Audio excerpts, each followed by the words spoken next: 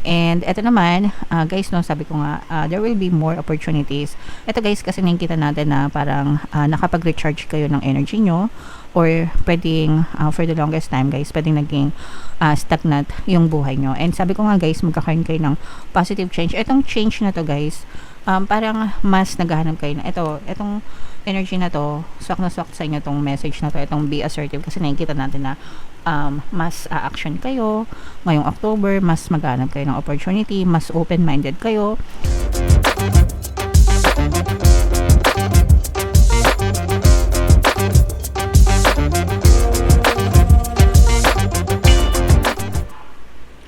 Hello guys, hello Pisces, welcome back to Pinoy Pixie Tarot. Ang pamagat ng episode natin for tonight is monthly horoscope para ngayong October para sa Pisces, Sun, Moon, Rising Sign, and Venus. Sa dulo ng video guys, magkakaroon tayo ng yes or no pick a card reading. Ito yung deck na gagamitin natin mga kapiksi. Pwede kayo magtanong ng isang tanong answerable by yes or no.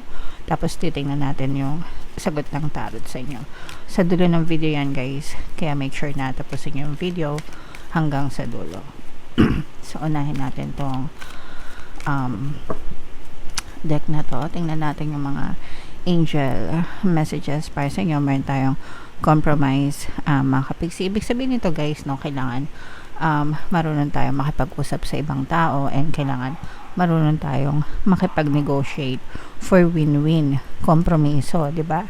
So dapat in-express mo kung ano yung mga gusto mo dun sa other person, kahit na sa ang relasyon, pwedeng romantic relationship, sa trabaho, sa negosyo, sa buhay, kahit saan pa mga kapiksi. And dapat inaalam mo din yung gusto nung other party, mga kapiksi, and then mag-compromise kayo, kumbaga mag-settle kayo ng agreement na pabor sa inyo and pabor din sa kanila, mga kapiksi. Okay? So, learn how to compromise para win-win sa lahat. Walang dehado, mga kapiksi. Okay? Another message para sa inyo, Pisces. Meron tayong reconsider guys. Ibig sabihin nito, subukan yung i-reconsider yung mga options or yung mga opportunities na nangyari na sa past or nakalipas na pwede nyong balikan, no? And kapag binalikan nyo, baka doon nyo makita kung ano yung mga advantages kung ano yung mga benefits na pwedeng makatulong sa inyo this time around. Kasi minsan may mga opportunities na dumadating sa atin, tapos kapag tiningnan natin parang wala lang, di ba? Pero pag pinag-aralan ulit natin the second time, the third time around, doon natin makikita talaga yung full benefits ng mga sitwasyon. So in your case, pwede nyong gawin yon, and pwede nyong i-reconsider. Malay nyo meron na kayo makitang magagandang benefits na maaring makatulong sa inyo this time around. Okay? And another message for you, Pisces. Be assertive. Ibig sabihin nito guys, kilos-kilos, no? Medyo pag sinabi kasing assertive, parang someone who takes initiative, no? Yung kumikilos, nagkukusa, hindi na kailangan utusan, hindi na kailangan maghanap ng opportunity, sila na mismo yung gumagawa ng opportunity for themselves, no? So yeah, maybe it's about time na maging assertive kayo, or more assertive, to make change, to make a change sa buhay nyo, mga kapiksi. Sabi nga, di ba, we cannot expect different result if we are doing the same thing over and over again. So kung meron tayong kailangang baguhin natin, mga kapiksi, by taking actions. Alright? Okay, so comment down below, Pisces, if feeling nyo naka-resonate kayo dyan.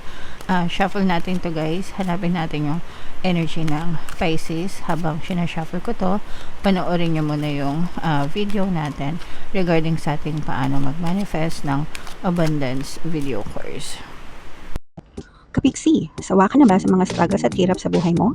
Masipag ka ba at masikap sa buhay ngunit hindi ka pa rin umaasenso? Ilang beses ka na bang nag-attempt magnegosyo at mag-invest pero palagi ka pa rin nalulugi? Sa pagkakataon na ito ay maaaring may subconscious beliefs ka na nagiging balakid sa iyong pag-unlad at pagyaman. Introducing, paano mag-manifest ng abundance video course. Dito ay matututunan mong ma-overcome ang mga balakid mo para tuluyan ka ng umunlad, umasenso, sumagana, maging matagumpay, successful at maswerte sa iyong kabuhayan, pera, trabaho, negosyo, salapi at kaperahan ng bonggang-bongga. Dali, mag-send na ng email sa pinoypixie@gmail.com at simulan na ang iyong pagyaman ngayon. Alright, so sa lahat ng gusto mag-avail ng course guys, naka-flash sa screen nyo. Una, meron tayong paano mag-manifest ng abundance video course. Meron din tayong paano mawala ang third party at magkaroon ng harmonious na relationship. And meron din tayong paano pabalikin si ex-revised breakup. Sa mga interesado guys, mag-send lang kayo ng email sa pinoypixie@gmail.com. So, Pisces guys, kayo ay represent ng King of Cups sa ating spread.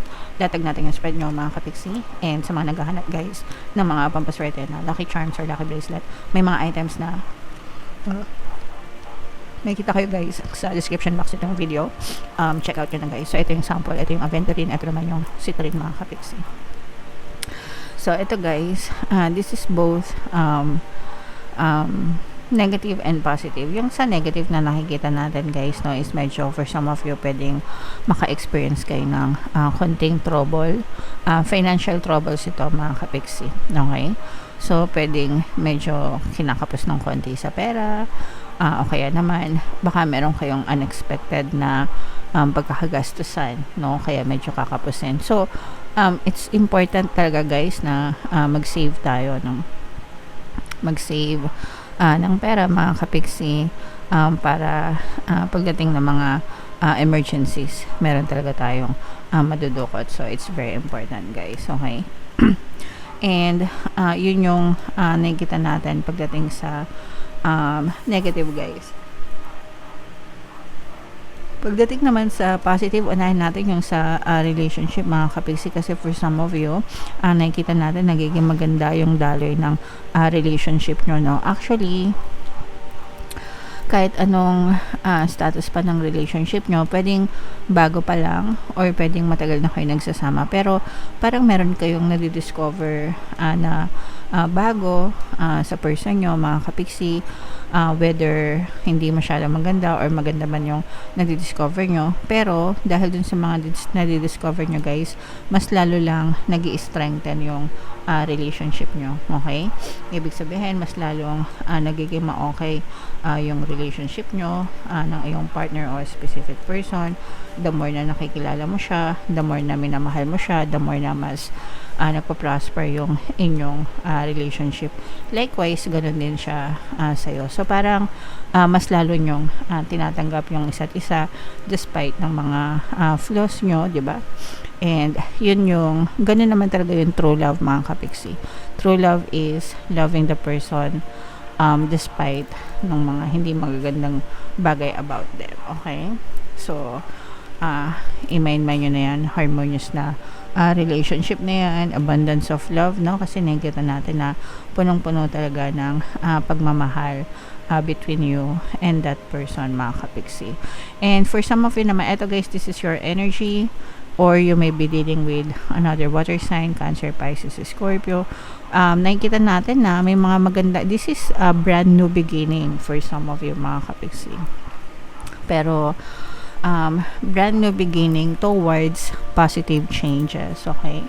So, may mga pagbabago na magaganap sa buhay nyo, pero itong pagbabago na to for the better. Kumbaga parang sinasabi, handa ka na magsimula ng panibagong yugto ng buhay mo, yung better version mo, better version ng habits mo, better version ng patterns mo, better version ng buhay mo. Okay? So, yeah, it's okay to start all over again, mga kapiksi, diba? And sabi ko nga sa inyo, everyday na gumigising kayo, palaging panibagong chance yan, okay?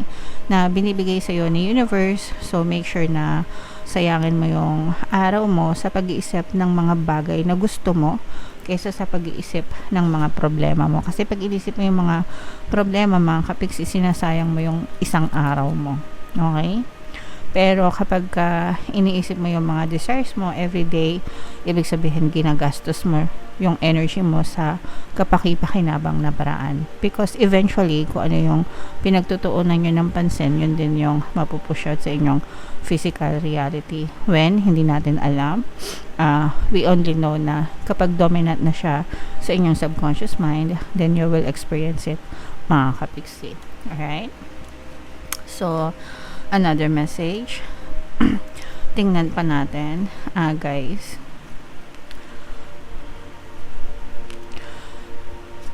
So, dito, hindi ko alam guys kung matutuwa kayo kasi meron dito magbabalik from your past, mga kapiksi. This may be an ex-lover for some of you guys, no? So, maaaring may magparamdam. Again, this may be an ex-lover, past lover guys. Pero, not really makikipagbalikan sa relationship, pero maaaring magbalik siya sa buhay mo na magparamdam, mag-text, mag-chat, pero parang babalik siya sa iyong quantum bubble. Kung ano yung intention niya, hindi pa natin alam, pero pwedeng humingi ng tawad, ganyan, or pwedeng makipaglaro lang ulit sa inyo guys, yung tipong landi-landiin lang kayo, but this person is not serious. Nakikita natin na hindi ito seryoso and maaari lang tong manggulo ulit sa buhay nyo. So, kung gusto nyo yung mga ganyan tao, guys, kayo na yung bahala. Alright? And, eto naman, guys, no, sabi ko nga, there will be more opportunities. Eto, guys, kasi nakikita natin na parang nakapag-recharge kayo ng energy nyo, or pwedeng, for the longest time, guys, pwedeng naging stagnant yung buhay nyo. And sabi ko nga guys, magkakaroon kayo ng positive change. Etong change na to guys, parang mas naghahanap kayo na etong energy na to, swak na swak sa inyo tong message na to, etong be assertive, kasi nakikita natin na mas action kayo ngayong October, mas maghanap kayo ng opportunity, mas open-minded kayo, and mas effort kayo, mas ma-effort kayo, guys, okay? So, wag kayong tamarin mga kapiksi, no? Dapat inaalis natin sa bokabularyo natin yung salitang tamad, and always lang na maging masipag guys, kasi law of compensation always works guys. Kung hindi nyo alam yung law of compensation, i-google nyo na lang, okay? Pero in layman's term guys, yung law of compensation is kung ano yung effort na nilalabas mo or binibigay mo, palagi yan sinusuklian ng equivalent na rewards ni universe, okay? So, kung masipag ka, syempre, more rewards yung babalik sa'yo. Kung tamad ka, wag kang umasa ng rewards. Ganun lang yun kasimple, okay? Kaya yung mga masisipag, hindi yan pinagdadamutan ni universe, mga kapiksi. But, syempre, kailangan palagi nyong sabayan ng positibong mental diet, guys, okay? Alright. So, ito guys, i-mind mo nyo na itong mga more opportunities na to, para makarecover kayo. At saka mga good karma pala, mga kapiksi, no? Ibabalik din sa inyo ni universe yung mga good karma nyo, guys. Okay? So, more opportunities, recovery, itong harmonious na relationship, guys, at saka yung mga positive changes. Yan yung mga magagandang energy na nakita natin for you. Syempre, yun yung i-highlight natin. Pisces, i-mind mo nyo na sa comment section. For more tarot readings, guys, ito yung inyo. Ay, sorry, nakalimutan natin yung pick a card nyo. Sorry naman, Pisces. So, himinga kayo ng malalim, guys, tapos itanong nyo sa isip yung isang tanong na gusto nyong malaman for October, and then pili kayo ng isang card. Yung ating 2026 kapalaran, guys, pick a card version, naka-upload na sa channel natin. Punta lang kayo sa homepage, mga kapiksi. So, huminga ng malalim, itanong sa isip yung gusto nyong tanong, and then pumili kayo ng isang card. Ito yung card 1, card 2, card 3. Kung card 1 ang napili nyo, guys, ang sagot sa tanong nyo ay no. Kung card 2 naman, ang sagot sa tanong nyo ay yes. And kung card 3 naman, ang sagot sa tanong nyo ay yes, mga kapiksi. Alright? So, comment down below. Pisces, if naka-resonate kayo, ito yung ating 2026 kapalaran, guys. Panoorin nyo na. Ito naman yung ating success stories ng paano mag-manifest ng abundance video course. Thank you for liking, sharing, and subscribing. See you next time. I love you all. Have a nice day. Bye-bye.